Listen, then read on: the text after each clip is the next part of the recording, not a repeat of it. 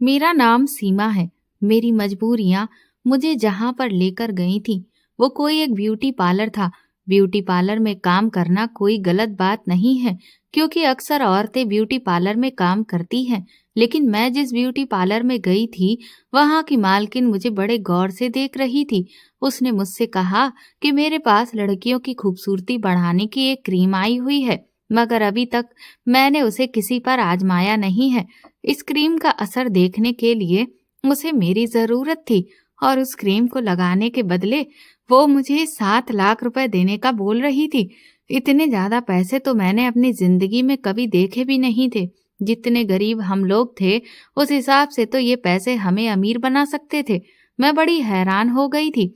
मुझे पहले ही इस औरत की बातें बड़ी अजीब सी लग रही थी, और इसकी बातों में मैं एक अजीब तरह की घुटन महसूस हो रही थी। इसके पार्लर के हालात देखकर लगता था वो भी गरीबी का शिकार है, मगर वो औरत तो मुझे 7 लाख रुपए देने का कह रही थी। इसका मतलब ये था कि वो मेरी तरह गरीब नहीं हो सकती। मैं अंदर ही अंदर घबराहट का शिकार हो रही थी। मेरी समझ नहीं आ रहा था कि मैं क्या करूं। मेरे हालात ऐसे बन गए थे कि मैं यहाँ पर नौकरी करने के लिए मजबूर हो गई थी। पैसे सुनकर तो मेरा मन कर रहा था कि अभी नौकरी पर लग जाऊं, पर पता नहीं क्यों मेरा दिल नहीं मान रहा था कि मैं ये सब कुछ ठीक भी कर रही हूं या नहीं। मुझे लगा कि वो मुझे धोखा देने वाली है, ये कोई फ्रॉड औरत होगी, मगर उसकी अगली बात ने मेरे होश उड़ा दिए थे। उसकी बात सुनकर तो मुझे अपने कानों पर विश्वास नहीं हो रहा था। मैं हक्का बक्का सी होकर उस औरत के चेहरे को देख रही थी। मैं उसके पास नौकरी मांगने के लिए आई थी। मैं बहुत खूबसूरत और जवान लड़की थी। मेरी उम्र सिर्फ 24 साल ही थी। मैं गरीब फैमिली की मजबूर लड़की थी। मेरे पापा हमें इस दुनिया से छोड़कर जा चुके थे। हमारा कोई भाई भी नहीं था। पापा के मरने के बाद सारे रिश्तेदारों ने भी हमसे रिश्ते नाते तोड़ दिए थे। कहते हैं ना कि माता पिता का साया होना बहुत जरूरी होता है। जिनके सर पर माता पिता का साया नहीं होता, दुनिया वाले उन्हें रोने देते हैं, समझते हैं कि उनका इस दुनिया में कोई नहीं है। यही वजह थी कि हमारे रिश्तेदारों ने भी मेरे पापा के मरने के बाद हम तीनों बेटियों और मेरी मम्मी को बेसहारा छोड़ दिया था। किसी ने भी हमारा मुश्किल समय में साथ नहीं दिया था। घर के हालात दिन ब दिन बिगड़ रहे थे। मेरी 2 बहनें थीं। एक बहन की उम्र 18 साल थी और दूसरी बहन की उम्र 21 साल थी। लेकिन मुझे तो समय ने मेरी उम्र से ज्यादा बड़ा कर दिया था। मेरे लिए नौकरी करना एक बहुत बड़ी मजबूरी बन गया था। अगर मैं ऐसा ना करती तो शायद मेरी मम्मी का इलाज नहीं हो पाता, और मेरी तरह मेरी बहनों की पढ़ाई भी अधूरी रह जाती, क्योंकि पिछले 4 साल से मैं पढ़ाई नहीं कर पा रही थी।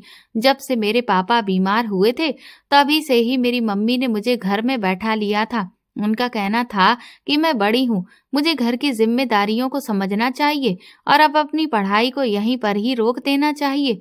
मेरी दोनों छोटी बहनें तो बहुत ज्यादा जिद्दी थीं। उनको पढ़ाई करने का कोई शौक भी नहीं था, इसलिए दोनों ही इंटर करने के बाद घर पर बैठ गई थीं। उन दोनों ने दोबारा पढ़ने की कोशिश तक नहीं की थी। फिर फाइनली घर के बिगड़ते हुए हालातों को देखकर मुझे ही आगे कदम बढ़ाना पड़ा था। मैं जहां पर भी नौकरी ढूंढने के लिए जाती थी, वहां मेरी खूबसूरती बीच में आ जाती थी, क्योंकि मैं बहुत खूबसूरत थी। हर जगह मेरी खूबसूरती की कीमत लगने लगी थी। मेरा गोरा चिट्टा रंग और खूबसूरत शरीर अच्छे अच्छे लोगों को मेरी तरफ खींच लाता था। लेकिन मैं कोई गलत लड़की नहीं थी। मैं गरीब जरूर थी, पर मैंने कभी अपने दिमाग में अपनी खूबसूरती का घमंड नहीं पाला था। मैं तो बल्कि अपनी खूबसूरती से तंग आ गई थी। हमारा साथ देने वाला कोई नहीं था। इस दुनिया में हम 4 बेसहारा औरतें बड़ी मुश्किल से अपना गुजारा कर रहे थे। मेरी मम्मी को हम तीनों बहनों की बहुत फिक्र सताती थी कि ना जाने पापा के मरने के बाद ये दुनिया हम तीनों बहनों के साथ क्या अत्याचार करेगी, क्योंकि जिन लड़कियों पर पिता या भाई का साया नहीं होता, उनकी इज्जत बड़ी ही नाजुक होती है। लोग उनकी इज्जत का किसी भी तरह से फायदा उठाना चाहते हैं। मुझे भी अपनी इस खूबसूरती को देखकर डर लगने लगा था कि कहीं मैं किसी भी मुसीबत में ना फंस जाऊं। मेरी मम्मी तो मेरी दोनों छोटी बहनों को घर से बाहर निकलने ही नहीं देती थी, और मैं उन दोनों से समझदार भी थी। इसीलिए घर की सारी जिम्मेदारियां मुझे ही निभानी थी, और कोई था ही नहीं जो हमारा सहारा बनता। मैं घर की सबसे बड़ी बेटी थी, इसलिए घर का तो मुझे ही चलाना था। मेरी मम्मी की तबीयत ज़्यादा खराब रहने लगी थी, इसलिए एक बहन मम्मी की सेवा में लगी रहती थी और सबसे छोटी वाली बहन को कुकिंग करने का बहुत शौक था। इसलिए वो घर के सारे काम करती थी और खाना भी बनाया करती थी। मेरे पापा हमें हायर स्टडीज करवाना चाहते थे। वो चाहते थे कि उनकी बेटियां पढ़ लिख कर किसी काबिल बने। मेरे पापा चाहते थे कि मैं डॉक्टर बनूं, पर शायद हालात को ऐसा कुछ भी मंजूर नहीं था। अब जो हालात चल रहे थे, उसमें मुझे अपनी दोनों छोटी बहनों की टाइम पर शादी कर देना ही बेहतर लगा था। मुझे अपनी फिक्र नहीं थी। मेरा रिश्ता तो मेरे पापा के सामने ही तय हो गया था। मेरे पापा ने मेरा रिश्ता हमारे पड़ोस में ही रहने वाले मानव के साथ करवा दिया था। मानव और मैं एक ही मोहल्ले में रहने वाले थे, इसलिए बचपन से ही हमने एक दूसरे को देखा था और हम दोनों एक साथ ही स्कूल में पढ़े हुए थे। मानव के पापा ने मेरे पापा से हम दोनों के रिश्ते की बात की थी। क्योंकि मैं बहुत खूबसूरत थी, इसलिए उन्होंने जल्द से जल्द अपने बेटे के साथ मेरा रिश्ता करवाना बेहतर समझा था। इससे हम दोनों के बीच गहरी मोहब्बत हो गई थी। मानव की फैमिली में उसके सिर्फ मम्मी पापा ही थे, कोई भाई या बहन नहीं था। कभी कभी उसकी मम्मी हमारे घर आ जाया करती थी और हमारे साथ बहुत अच्छे तरीके से बिहेव करती थी। हम दोनों ही खूबसूरत थे और एक दूसरे को अच्छे तरीके से जानते थे और हमारे भाग भी जुड़ चुके थे। मानव और मैं बहुत ऊंचे सपने देखते थे। हम दोनों का शुरू से ही सपना था कि हम अपने पेरेंट्स की तरह गरीबी भरी जिंदगी नहीं गुजारेंगे। मानव बहुत मेहनती लड़का था। दूसरे देश जाकर वो लाखों रुपए कमाना उसका सपना था। अपनी स्टडी कंप्लीट करते ही मानव सऊदी काम करने के लिए चला गया था। हालांकि मेरे पापा जब बीमार थे तो वो चाहते थे कि उनके जीते जी ही मेरी और मानव की शादी कर दी जाए, लेकिन मानव ने मुझे बहला फुसलाकर उनसे शादी के लिए इनकार करवा दिया कि मैं अभी शादी नहीं करना चाहती, क्योंकि वो अभी शादी करने के लिए तैयार ही नहीं था। कुछ महीने बाद मेरे पापा की डेथ हो गई। उसके बाद भी हमारे कुछ रिश्तेदारों ने और मेरी मम्मी ने मानव से शादी करने के लिए कहा था। सब मेरी मम्मी का बोझ हल्का करना चाहते थे। हालांकि रितेश के मम्मी पापा ने भी उस पर शादी करने के लिए जोर दिया था, मगर मानव शादी करने के बाद अपने सपनों को अधूरा नहीं छोड़ना चाहता था। मैं भी अब शादी नहीं करना चाहती थी। रितेश से मोहब्बत अपनी जगह थी, लेकिन मैं अपनी मम्मी और अपनी बहनों को अकेला नहीं छोड़ सकती थी। इसलिए मानव और मेरी मर्जी के साथ ये शादी रोक दी गई थी। मानव कुछ महीनों बाद सऊदी काम करने के लिए चला गया। इस तरह से हम दोनों की फैमिली मायूस होकर बैठ गई थी। मानव अपने पेरेंट्स का इकलौता बेटा था। अपने घर के हालात बेहतर करने के लिए मैंने भी कई जगह पर नौकरी तलाश की और अपनी किस्मत को आजमाना चाहा था। मेरी स्टडी इतनी भी कम नहीं थी कि मुझे नौकरी नहीं मिलती, लेकिन मेरी खूबसूरती ही मेरी खुशकिस्मती बन रही थी। मुझे कहीं पर सेक्रेटरी की नौकरी मिलती तो कहीं पर रिसेप्शनिस्ट की ऑफर की जाती, या फिर मेरी खूबसूरती की कीमत लगाई जाती थी। लेकिन मैं कोई गलत लड़की नहीं थी। मैं खुद को मानव की अमानत समझती थी।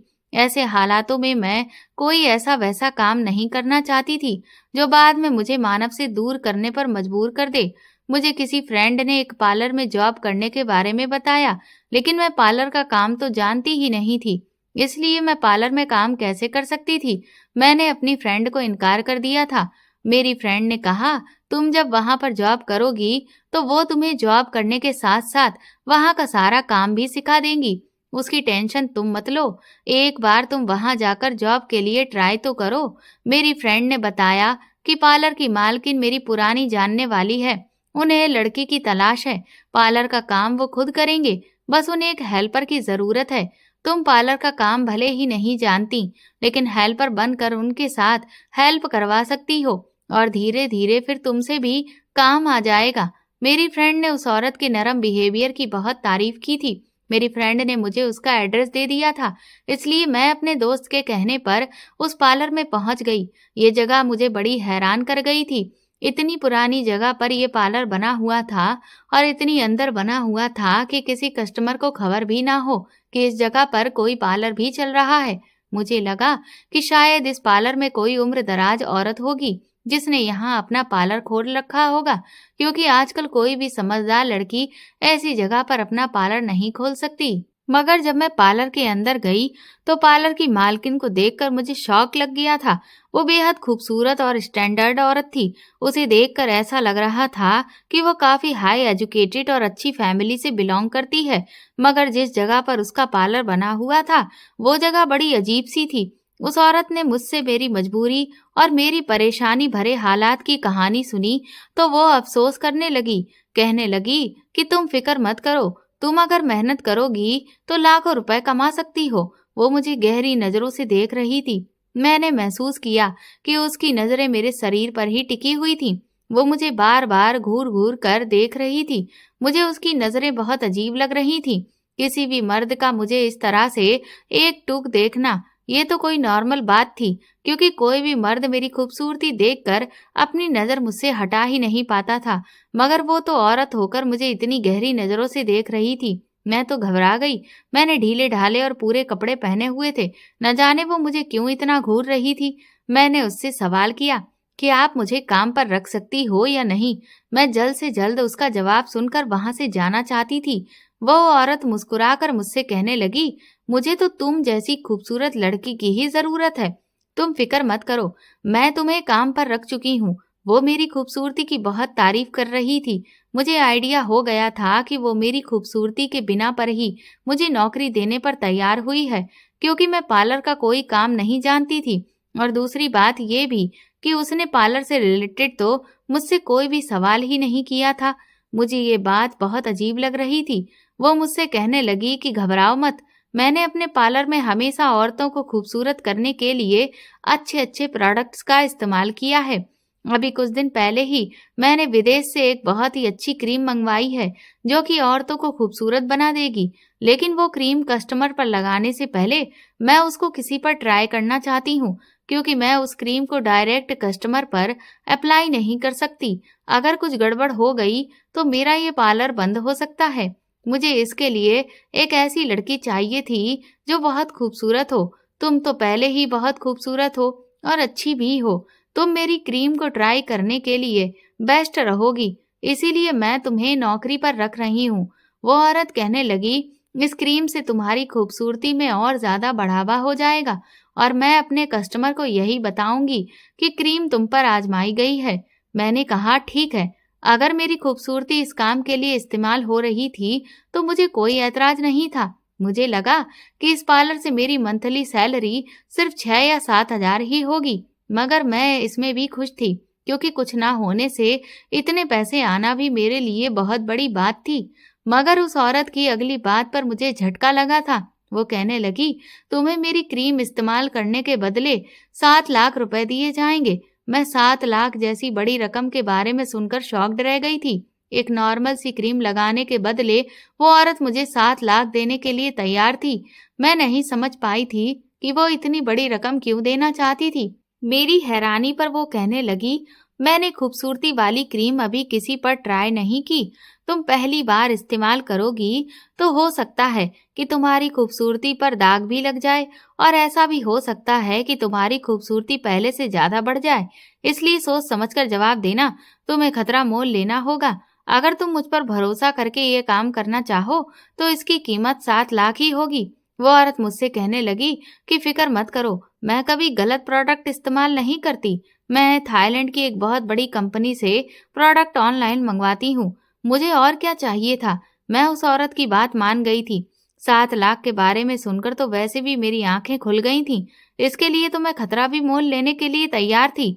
7 लाख कमाने के बदले मैं अपनी बहनों की अच्छी और धूमधाम से शादी कर सकती थी और अपनी मम्मी का भी इलाज करवा सकती थी। मुझे सबसे पहला ख्याल मानव का आया था। वो मेरी ये बात सुनकर खुश हो जाता और ऐसा करने से फ्यूचर में उसकी कुछ हेल्प भी हो जाती। मैंने उस औरत से कह दिया कि मैं नौकरी करने के लिए तैयार हूँ। अगर मेरी खूबसूरती पर दाग भी लग जाए तो कोई बात नहीं, मुझे कोई फर्क नहीं पड़ता। मेरे लिए पैसे ही जरूरी हैं। मैं वैसे भी अपनी खूबसूरती से तंग आ चुकी थी। मुझे मानव भी हमेशा यही एहसास दिलाता था कि वो मेरी खूबसूरती से नहीं बल्कि मुझसे प्यार करता है। वो मुझे बहुत प्यार करता था। मैं मानव पर बहुत भरोसा करती थी, इसलिए मुझे अपनी खूबसूरती पर दाग लगने का कोई अफसोस नहीं था। वो औरत मुझे अपने पार्लर में रखे गए कुछ प्रोडक्ट्स के बारे में बताने लगी, मगर उसकी एक बात ने मेरे होश उड़ा दिए थे। मैं हक्का बक्का सी उसे देख रही थी। उस औरत ने मुझे बताया कि उसके पार्लर में मर्द भी आते हैं जो कि बॉडी मसाज करवाने की भारी कीमत देते हैं। उसके इस छोटे से पार्लर में बहुत सारे मर्द अपनी बॉडी ट्रीटमेंट लेने के लिए आते थे। मुझे तो इस पार्लर की हालत देखकर नहीं लग रहा था कि ये इतना फेमस पार्लर हो सकता है, लेकिन वो मेरे सामने अपने पार्लर की इतनी तारीफ कर रही थी जिसे सुनकर मैं चौंक गई थी। इस पार्लर में कुछ लड़कियां बैठी हुई थीं जो कस्टमर आने का इंतजार कर रही थीं, लेकिन मेरे सामने तो कोई कस्टमर आया ही नहीं था। मुझे उस औरत के पैसे कमाने का तरीका तो पता चल गया था। उसने बताया था कि यहाँ पर जितने भी अमीर मर्द आते हैं वो साथ में अपने घर की लेडीज को भी लेकर आते हैं, जिससे उसको काफी प्रॉफिट होता है क्योंकि अमीर लोगों से वो ज्यादा पैसे लेती है। मगर मैं ये नहीं समझ पाई थी उसने इतनी अजीब और छोटी सी जगह में अपना एक खुफिया पार्लर क्यों बनाया हुआ था। वो चाहती तो किसी भीड़ भाड़ वाले एरिया में भी अपना पार्लर बनाकर बैठ सकती थी जहां उसके पास और ज्यादा कस्टमर आते, मगर मैंने उससे ज्यादा सवाल जवाब नहीं किए थे। मैं तो नौकरी के बारे में ही सुनकर खुश हो गई थी। मैं जब घर वापस आई और मैंने मानव से कॉल पर बात की तो मैंने उसको अपने काम के बारे में बताया। वो मेरी बात सुनकर कहने लगा कि सोच समझकर काम करना, ऐसा ना हो कि सच में तुम्हारी खूबसूरती पर दाग लग जाए। मुझे तुम्हारे खूबसूरत होने या ना होने से फर्क नहीं पड़ता, मगर ऐसा ना हो कि वो नुकसान बर्दाश्त करने के काबिल ना हो। वो कहने लगा, तुम मेरी अमानत हो, मैं तुम्हारा नुकसान बर्दाश्त नहीं कर पाऊंगा। मैं परेशान हो गई। मैंने मानव को बताया कि मैं तो मंथली सैलरी 7 लाख के बारे में सुनकर ही खामोश हो गई थी। अगर तुम कहोगे तो मैं उस औरत को इनकार कर दूंगी। मेरे लिए मानव का साथ सबसे जरूरी था। मानव भी 7 लाख रुपए के बारे में सुनकर हक्का बक्का सा रह गया था। उसने कहा, क्या सच में तुम्हें उस पार्लर में 7 लाख मंथली सैलरी दी जाएगी? वो हैरत से मुझसे सवाल कर रहा था। वो यकीन नहीं कर पा रहा था। मैंने खुश होकर उसे बताया कि वो औरत मुझे कोई महंगी क्रीम ट्राई करने के लिए अपने पास रखना चाह रही है। ये काम सच में बहुत खतरनाक था। उस क्रीम का उल्टा असर भी हो सकता था, इसलिए वो मुझे 7 लाख देगी। मानव सोच में पड़ गया था। मुझे डर था कि कहीं वो नाराज ना हो जाए। मैं जल्दी से कहने लगी, मानव तुम परेशान मत हो, मेरे लिए पैसों से बढ़कर तुम्हारी खुशी है। मैं कहीं और काम ढूंढ लूंगी और इस औरत को जाकर इनकार कर दूंगी। वो अचानक कहने लगा, नहीं रुको, उसे इनकार मत करो। काम तो ठीक है, तुम ब्यूटी पार्लर में ही हो तो काम कर रही हो, किसी गलत जगह तो काम नहीं कर रही। तुम चाहो तो वहां पर काम कर सकती हो। मैंने मानव की बात सुनकर कहा कि ठीक है, मैं अब इनकार नहीं करूंगी। उसके पास कोई ऐसा काम ढूंढूंगी जिससे मुझे कोई नुकसान ना पहुंचे, भले ही सैलरी थोड़ी कम हो। मानव हंस पड़ा और कहने लगा कि दूसरा काम क्यों, ये काम भी तो अच्छा है। हम एक दूसरे से प्यार करते हैं, हमारी एंगेजमेंट तो हो चुकी है और शादी भी हो जाएगी। तुम्हें किस बात का डर है? वो कहने लगा कि एक लड़की के लिए जिंदगी में सबसे जरूरी उसकी शादी होती है। वो इसलिए खुद को हर खतरे से बचाकर और संवार कर रखती है, जबकि मैं तुम्हें हर हाल में एक्सेप्ट करने के लिए तैयार हूँ। तो फिर तुम्हें किस बात का डर है? तुम वो काम मत छोड़ो, हम दोनों की सारी जिंदगी संवर जाएगी। मानव ने पैसों का सुनकर अपना इरादा बदल लिया था और मुझे भी समझाने लगा, और मैं उसके समझाने पर बेफिक्र हो गई थी। मानव एक आम इंसान था, मेरी तरह उसे भी अच्छी जिंदगी गुजारने का शौक था। गरीबी तो शायद किसी को पसंद नहीं होती। मैं सोचने लगी कि वो मुझे अच्छी जिंदगी देने के लिए इतनी मेहनत कर रहा है, तो फिर मेरा भी हक बनता है कि मैं उसका साथ देती। अब तो मानव मेरा साथ दे रहा था, उसके बाद तो मुझे कोई डर ही नहीं रहा। मैं इस औरत के पास काम करने लगी। वो बहुत मेहरबान औरत थी। वहां पर नौकरी करने के बाद वो मेरी मालकिन बन चुकी थी, मगर उसके बिहेवियर में कोई भी चेंज नहीं आया था। वो मेरी खूबसूरती और मासूम चेहरे की दीवानी हो गई थी। पहले दिन पार्लर की मालकिन ने मुझे एक क्रीम चेहरे पर लगाने के लिए दी। उसने मुझसे कहा कि अंदर कमरे में शीशा लगा हुआ है, उसके सामने बैठकर ठीक से क्रीम लगाकर मसाज करना। मैं इस छोटे से कमरे में आ गई थी। कमरे की हालत बहुत अच्छी थी। ये कमरा पार्लर में ही बना हुआ था, बहुत साफ सुथरा और खूबसूरत, और कमरे में फैली हुई खुशबू मुझे सुकून पहुंचाने लगी थी।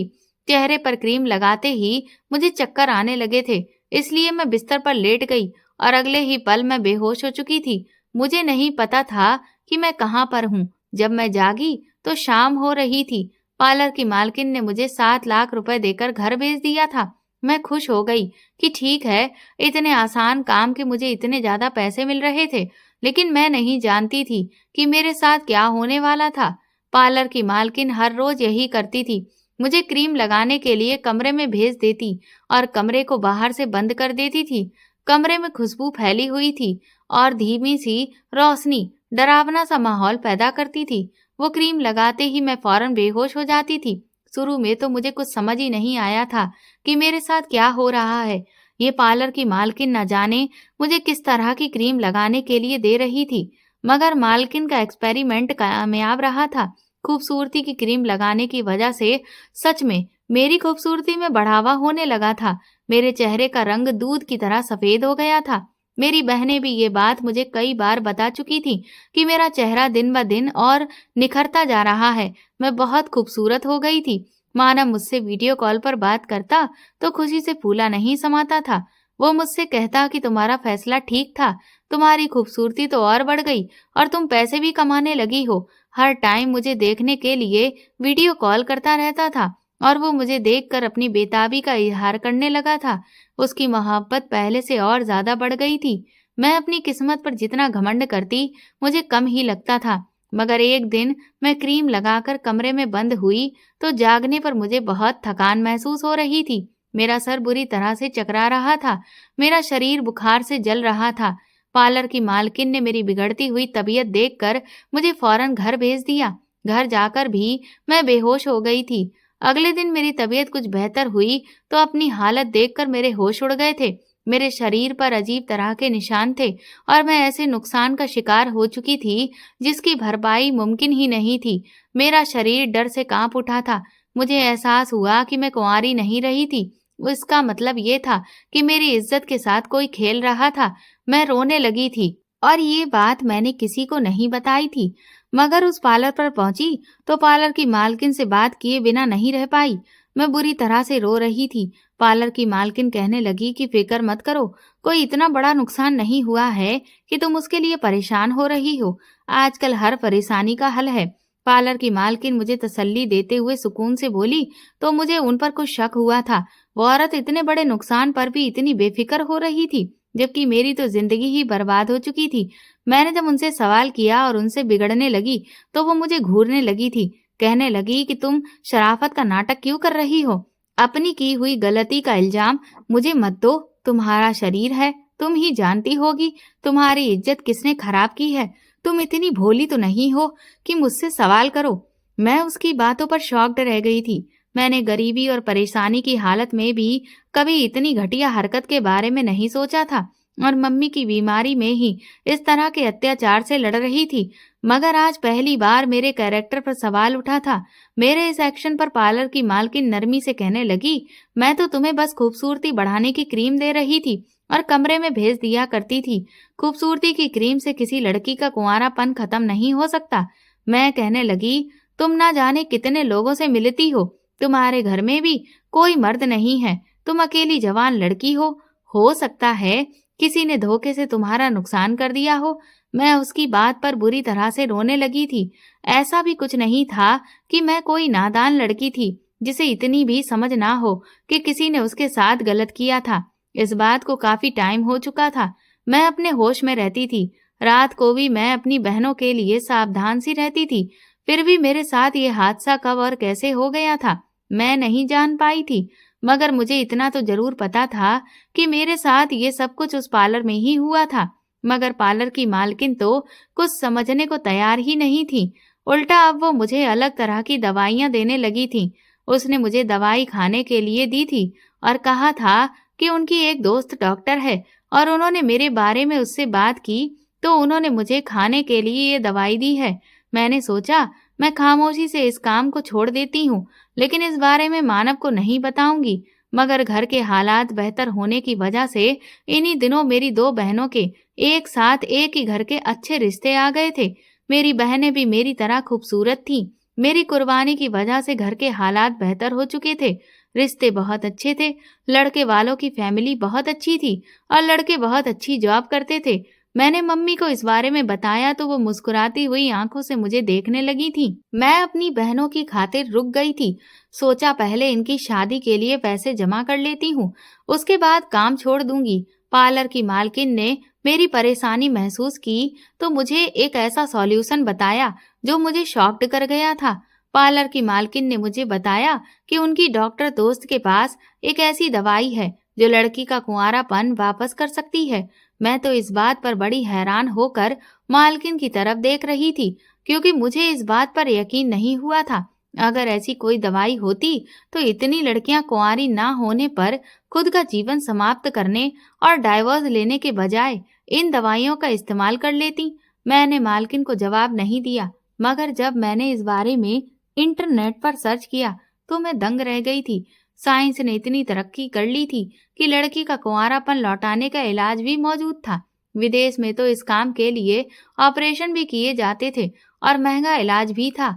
खूबसूरती की क्रीम आजमाने के बाद भी मेरे लिए मालकिन पर यकीन करना मुश्किल हो रहा था, लेकिन मालकिन ने मुझे यकीन दिलाया तो मुझे उनकी बात माननी पड़ गई थी। मेरे साथ जो अब हो चुका था, उसके बाद मैं किसी को मुंह दिखाने के काबिल नहीं रही थी। मालकिन की बात मानना मेरी मजबूरी थी। मैंने कभी नहीं सोचा था कि मालकिन मुझे बेहोश करके कमरे में क्यों बंद कर देती थी। मैं उस पर अंधविश्वास करती रही थी और अपनी दिन ब दिन बढ़ती खूबसूरती और लाखों रुपए कमाने पर खुश होती रहती थी। मालकिन ने मुझे कुंवारापन लौटाने की दवाई दी थी। वो दवाई पानी के साथ देने के बाद मुझे कोई भी फर्क महसूस नहीं हो रहा था, मगर मालकिन ने कहा कि बेफिक्र रहो, तुम्हारा कुंवारापन लौट आया है। अब कोई नहीं जान सकेगा कि तुम कुंवारी नहीं हो। मगर खुश होने के बजाय मैं और ज्यादा परेशान रहने लगी थी, क्योंकि अब हर बार जब मैं बेहोश होकर उस कमरे में बंद होती तो आंख खुलने पर मेरा शरीर थकान और दर्द में चूर होता था। जब मैं मालकिन को ये बात बताती तो वो हर बार मुझे तसल्ली देती और कहती कि आजकल बीमारियां बहुत बढ़ रही हैं, इसलिए तुम्हें भी ये सब कुछ हो रहा है। लेकिन अब तो मेरी खूबसूरती में भी कोई फर्क नहीं आया था। मैं अपने पागलपन की वजह से उसके हाथों का खिलौना बन रही थी, मगर मुझे कुछ खबर ही नहीं हुई थी। काम छोड़ने की बात पर मानव रिक्वेस्ट करने लगता था कि थोड़ा और इंतजार कर लो, थोड़े और पैसे इकट्ठे करो ताकि हम अपना खूबसूरत सा घर खरीद सकें। उसके बाद तुम चाहो तो काम छोड़ देना। मैं बहुत बुरी तरह से फंस गई थी। मैंने एक दिन अपने मोबाइल में कैमरा ऑन करके उस पार्लर के कमरे में रख दिया था। इसके बाद मैंने जैसे ही अपने चेहरे पर क्रीम लगाई, हमेशा की तरह मैं बेहोश हो गई थी। होश में आने पर मेरा शरीर थकान और दर्द से चूर हो रहा था। मैंने जब अपना मोबाइल चेक किया तो उसमें वीडियो बन चुकी थी। वीडियो देखकर तो मेरे पैरों तले से जमीन निकल गई थी।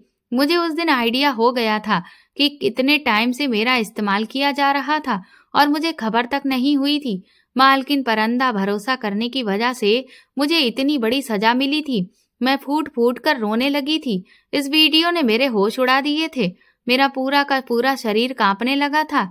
जब मैंने पार्लर की मालकिन को शर्म दिलाई तो वो कहने लगी कि ये सब तुम्हारी मर्जी से ही हुआ है। मैंने तुम्हें पहले ही बताया था कि मैं अपनी क्रीम को ट्राई करने के लिए तुम्हें रख रही हूँ, और मैंने ये भी बताया था कि तुम्हारी खूबसूरती पर भी दाग लग सकता है, और लालच में आकर तुमने इस बात को एक्सेप्ट भी कर लिया था। अब तुम मुझे इल्जाम क्यों दे रही हो? मैं अपने लालच और बेवकूफी पर अपना सर पकड़कर रोने लगी थी। पार्लर की मालकिन ने बड़ी चालाकी के साथ मेरा इस्तेमाल किया था और अब इल्जाम भी वो मुझे ही दे रही थी। उसका कहना था कि मैं तुम्हारा दोबारा से कुंवारापन लौटा दूंगी। जब किसी को कोई खबर ही नहीं होगी तो फिर नुकसान कैसा? वो मुझे अभी भी लालच दे रही थी। उसे बिल्कुल भी अपने किए पर शर्मिंदगी महसूस नहीं हो रही थी। मैं फटी फटी आंखों से पार्लर की मालकिन को देख रही थी। वो ये सब पहले दिन से ही जानती थी, लेकिन उसने कभी मुझे साफ साफ नहीं बताया था कि उसने मेरी खूबसूरती पर इस दाग की बात की थी। मेरे लड़ने पर वो मुझसे कहने लगी कि 7 लाख तुम्हें तुम्हारे जिस्म की कीमत पर ही तुम्हें मिलते रहे हैं, इसलिए तुम्हारा मुझसे लड़ना बहुत बड़ी बेवकूफी है। मेरे सामने तब इस पार्लर वाली औरत का राज खुलकर आया था। मैं रोते रोते बेहाल हो गई थी। इस सच्चाई ने मेरे रोंगटे खड़े कर दिए थे। मालकिन ने मुझे बताया था कि इस पार्लर में कुछ मर्द अपनी मसाज करवाने के लिए आते हैं। दरअसल वो लोग अपनी मसाज करवाने के लिए नहीं, बल्कि खूबसूरत लड़कियों के साथ मजे लूटने के लिए आते थे।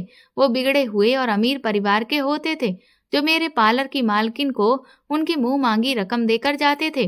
दरअसल ये कोई पार्लर नहीं था, बल्कि एक छुपा हुआ कोठा था, जहां पर पार्लर की मालकिन इसी तरह से पार्लर की आड़ में नई नई लड़कियों को अपनी बातों में ले लिया करती थी। वो ऐसे ही लड़कियां होती थीं जो इस औरत की बातों में आ जाती थीं, जो मुझ जैसी बेवकूफ और मजबूर होती थीं। और फिर जब एक बार कोई लड़की यहाँ से पैसे कमाने लग जाती, तो वो दोबारा यहाँ से वापस नहीं जा सकती थी और ना ही इस काम को छोड़ सकती थी। इस छोटे से पार्लर पर कभी लोगों की नजर ही नहीं गई थी कि यहाँ पर पार्लर की आड़ में कुछ गलत काम किए जा रहे हैं। लोग नहीं जानते थे कि मालकिन ने पार्लर की आड़ में यहाँ पर लड़कियों का धंधा किया हुआ है। वो उन अमीर बिगड़े हुए लड़के और आदमियों के साथ मुझे बेहोश करके उनके सामने डाल दिया करती थी और फिर वो मेरे शरीर को नोचते रहते थे। मुझे इस बारे में कभी पता ही नहीं चल सका और उस क्रीम में भी नींद की दवाई मिली हुई होती थी। क्रीम को मैं जैसे ही अपने चेहरे पर लगाती तो उसकी खुशबू मेरी सांस में मिल जाती थी और फिर मैं बेहोश हो जाती थी। मुझे पता ही नहीं चलता था कि मेरे साथ क्या होता है, क्योंकि मैं तो क्रीम लगाने के बाद बेहोश हो जाती थी। मुझे अपना होश ही नहीं रहता था कि मेरे साथ हो क्या रहा है। उस वीडियो में एक 28 साल का जवान लड़का मजे से मुझे अपने हवस का शिकार बना रहा था। मुझे तब पता चला कि मेरी हालत इतनी खराब क्यों होती थी, क्योंकि इस तरीके से तो पार्लर की मालकिन कई लाख रुपए कमा रही थी और मुझे सिर्फ 7 लाख रुपए देकर उसने मेरी आंखें बंद कर दी थी। मेरे पास पैसा तो आ रहा था, मेरी बहनों के रिश्ते भी फिक्स हो गए थे, मगर अब मेरे पास इज्जत नहीं रही थी। मैं उस दिन घर जाकर बहुत रोई थी। मालकिन मुझसे झूठ बोलती रही थी कि मैं अपना कुंवारापन वापस पा सकती हूँ, शायद ऐसी दवाई मौजूद हो, लेकिन ऐसी भी कोई दवाई किसी भी डॉक्टर के पास मौजूद नहीं थी। मुझे बहला फुसला कर वो अपना कारोबार चमकाती रही। उसका असली कारोबार पार्लर का काम नहीं, बल्कि लड़कियों का धंधा करवाना ही था, क्योंकि वो खुद भी ऐसी ही औरत थी। मैं वो काम छोड़ देना चाहती थी। मेरे पास इतने पैसे इकट्ठे हो गए थे कि मैं अपनी बहनों की सिंपल तरीके से शादी कर देती। मैंने इस बारे में मानव से बात की तो वो परेशान हो गया। मैंने मानव से कहा कि मैं वो काम छोड़ना चाहती हूँ। पार्लर में काम करना मुझे पसंद नहीं है और अब मैं थकान का शिकार रहने लगी हूँ। मानव कहने लगा, अगर तुम मेरा साथ दे दोगी तो इसमें क्या परेशानी वाली बात है। पार्लर का माहौल चाहे ठीक ना हो, इसमें तुम्हारा क्या जाता है।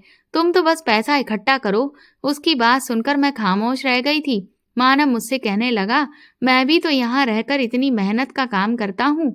मुझे जैसा काम मिलता है मैं कर लेता हूँ, ताकि हम दोनों का फ्यूचर सिक्योर हो जाए। हम गरीबी भरी जिंदगी ना गुजारें। तुम तो खुश नसीब हो जिसको तुम्हारी खूबसूरती के बिना पर इतना आसान काम मिल गया है। अब मैं उसे क्या बताती कि मैं इस काम की कितनी बड़ी कीमत चुका चुकी हूँ। उसे ऐसा लगता था कि मुझे सिर्फ अपने चेहरे पर क्रीम लगाने से इतना ज्यादा पैसा मिल रहा है। वो कहने लगा, मैं यहाँ पर धक्के खा रहा हूँ और यहाँ पर लोगों का नौकर बना हुआ हूँ। मेरी सारी पढ़ाई, मेरी रेपुटेशन, सब कुछ यहाँ पर खाक हो चुका है। तुम्हें क्या पता कि आज के जमाने में पैसा कमाना कितना मुश्किल है। वो मुझसे नाराज होने लगा, क्योंकि वो नहीं जानता था कि मैं नौकरी क्यों नहीं छोड़ना चाहती थी। मानव की जिद और उसके बार बार समझाने की वजह से मुझे ये काम करना पड़ा। मैं उसे सच बताने से डर गई थी कि मेरी इज्जत न जाने कितने मर्दों के हाथों नीलाम हो चुकी है। मुझे डर था कि मानव ये सुनकर मुझे कभी एक्सेप्ट नहीं करेगा, क्योंकि उसने मुझे पहले दिन ही ये बात कही थी कि कोई ऐसा नुकसान ना कर बैठना जो मेरे लिए एक्सेप्ट करना मुश्किल हो जाए। वो मेरी खूबसूरती पर दाग बर्दाश्त कर लेता, मगर शायद मेरी इज्जत पर दाग बर्दाश्त नहीं कर सकता था। मैं अपने लालच पर पछताने लगी थी। काश मैं वो काम करने से इनकार कर देती। उस औरत ने मेरी इज्जत की बिल्कुल परवाह नहीं की थी। हालांकि मैं उसे बता चुकी थी कि मैं सिर्फ इज्जत बचाने की खातिर उसके पास जाने पर मजबूर हुई थी। उसने ये सब कुछ जानते हुए भी मुझे खिलौने की तरह मर्दों के हवाले कर दिया था। मुझे अजीब सी घुटन होने लगी थी, मगर अब उस पार्लर वाली मालकिन के लिए मेरे दिल में नफरत बढ़ गई थी। मानव मुझसे मोहब्बत का इजहार करता था तो मैं रोने लग जाती थी। मुझे लगने लगा था कि उसे मेरी थकान और उदासी भी महसूस नहीं होती। वो सिर्फ फ्यूचर के सपने देखता रहता था और मैं चुपचाप उसकी बातें सुनती रहती थी। मैं जानती थी कि अब मैं मानव के काबिल नहीं रही हूँ। मेरी बहनों के ससुराल वाले जल्दी शादी करने के लिए कह रहे थे, तो मैंने उनकी शादी की डेट फिक्स कर दी थी। अपनी शादी का सपना मैंने अपनी आंखों में ही बंद कर लिया था। मैं मालकिन से बदला लेना चाहती थी। इस औरत ने मेरी जिंदगी बर्बाद कर दी थी। मानव मुझे खुशी से बताने लगा कि वो जल्द ही वापस लौट कर आएगा और मुझसे शादी कर लेगा। मैं घुट घुट कर अकेले में रोती रहती थी। अगर मैं सच छुपाकर शादी कर भी लेती तो मानव सच्चाई जानने के बाद पहले दिन ही मुझे डाइवोर्स दे देता। मैं सबके सामने जलील होकर रह जाती। मैं मालकिन के करीब होने लगी थी, उसका भरोसा जीतने की कोशिश करने लगी थी। अब मालकिन ने मेरी रिक्वेस्ट पर कुछ टाइम के लिए एक और खूबसूरत लड़की को इस काम में शामिल कर लिया था। मैंने छुपकर मालकिन के पास आने वाले कुछ अय्याश लड़कों को एक ही टाइम पर आने का मैसेज कर दिया और मालकिन को जूस में नशे की दवाई मिलाकर उसे कमरे में भेज दिया। जब उन लड़कों ने मालकिन को देखा तो उनकी आंखों में चमक जाग उठी थी। मालकिन तो जवान और बहुत खूबसूरत थी। मैंने मालकिन को लड़कों के हवाले कर दिया और मौके पर ही पुलिस को बुला लिया था। मैं हमेशा के लिए इस पार्लर से निकल आई थी। मालकिन को पहले उन लड़कों ने इस्तेमाल किया, फिर गैर कानूनी धंधा करने पर इन सबको पुलिस पकड़कर ले गई। मैंने अपना बदला ले लिया था। अब मैं बेफिक्र हो गई थी। मैंने अपनी बहनों की भी शादी कर दी थी, अपनी मम्मी का इलाज भी करवा लिया था और फिर अब मैं एक अस्पताल में रिसेप्शनिस्ट की नौकरी कर रही हूँ। वहां से मुझे बेइज्जती के 7 लाख तो नहीं बल्कि इज्जत के 10,000 जरूर मिल रहे हैं। इस कमाई से कम मेरा गुजारा बहुत अच्छे तरीके से हो रहा है और मैं बहुत बेफिक्र हूँ। कुछ दिनों के बाद ही मानव भी वापस आ गया था। सच जानने के बाद मेरी सोच के मुताबिक मानव ने मुझे छोड़ा नहीं था, बल्कि मुझसे माफी मांगने लगा था कि उसके लालच ने मुझे ये समय भी दिखा दिया था। वो जानता था मैं मासूम हूँ, मैं उससे बहुत प्यार करती हूँ और मैं उसके अलावा किसी और की तरफ देख भी नहीं सकती। मेरे साथ ये सब कुछ उस मालकिन ने धोखे से किया था। वो आज तक अपनी गलती पर बहुत शर्मिंदा है। उसने मुझे कभी इस बात का ताना तक नहीं दिया था कि मेरी इज्जत लुट चुकी है, बल्कि उसने मुझे खुले दिल के साथ एक्सेप्ट किया और मुझसे खुशी खुशी शादी कर ली। मेरी जिंदगी तो मानव के साथ बहुत अच्छी गुजर रही है। हर लड़की को मानव जैसा लाइफ पार्टनर नहीं मिल सकता, इसीलिए आप लोग सावधान रहिए। मैं उन सारी लड़कियों को खबरदार कर देना चाहती हूँ जो मजबूरी और गरीबी के हालात में आकर अपनी आंखें बंद करके हर काम को करने के लिए तैयार हो जाती हैं। इसलिए मैं आप सबसे कहना चाहती हूँ कि सोच समझकर अपना फैसला कायम किया करें, क्योंकि पैसा तो हाथ का मैल होता है, आता जाता रहता है, लेकिन इज्जत एक बार जब चली जाती है तो दोबारा वापस नहीं आती। इसलिए किसी पर भी इस तरह से अंधा भरोसा ना करें जैसे मैंने मालकिन पर किया था। वो तो एक औरत थी, लेकिन बहुत सारी ऐसी लड़कियां होती हैं जो मर्दों पर भी भरोसा कर लेती हैं और उनका शिकार बन जाती हैं। हालात तो आज बुरे हैं, कल बेहतर भी हो जाएंगे। दोस्तों, उम्मीद करती हूँ आपको हमारी कहानी पसंद आई होगी। कहानी पसंद आई है तो वीडियो को लाइक करें, चैनल पर नए हैं तो चैनल को सब्सक्राइब करें और हाँ, नोटिफिकेशन बेल को जरूर दबाएं ताकि अगली अपडेट सबसे पहले आपको मिले। Thank you.